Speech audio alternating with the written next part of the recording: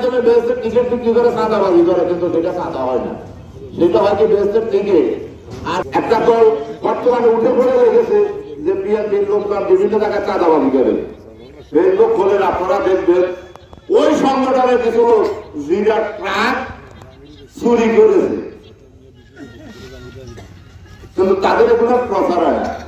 ওই সংগঠনের লোক জাল টাকার বস্তা নিয়ে ধরা পড়েছে, এগুলা কিন্তু তারা প্রচার করে না। আজকে আমি মিয়াদের আজকের এই মহতী অনুষ্ঠানের সভাপতি আমাদের প্রধান অতিথি উপস্থিত হওয়ার আগে কিভাবে আজকের এই মহতী অনুষ্ঠানের আয়োজন করেছে তার উনি ব্যাখ্যা দিয়েছে। 10-12 জন লোক অর্থ দিয়ে ওনাদেরকে সহযোগিতা করেছে, যে অর্থের মাধ্যমে আজকের এখানে শীতপত্র বিতরণ হবে। কিন্তু কিছু কিছু মহল অপপ্রচার করতেছে বিভিন্ন জায়গায় যে এগুলোর নামে একটা চাঁদাবাজি হইতেছে। এটা কি চাঁদাবাজির আওতা পড়ে? কথা বলেন, আপনাদের মুখে তো তালা নাই, এখন তো আর তালা নাই। 17 বছর তালা ছিল, এখন তো আর তালা নাই, এখন তো কথা বলতে পারে। এটা কি চাঁদাবাজির আওতা পড়ে?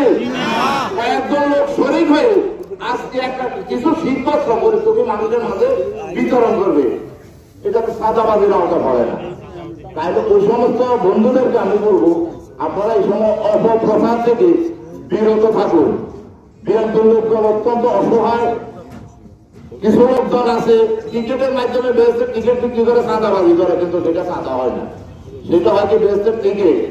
আর বিএনপির কিছু লোকজন উত্তর দিয়া যদি 10 জনে মিলি 1000 করে 10,000 টাকা দিয়া আর 5 করে চকিতে সাহায্য করে, কিন্তু সেটা চাঁদাবাজি, ওনারা প্রচার করে।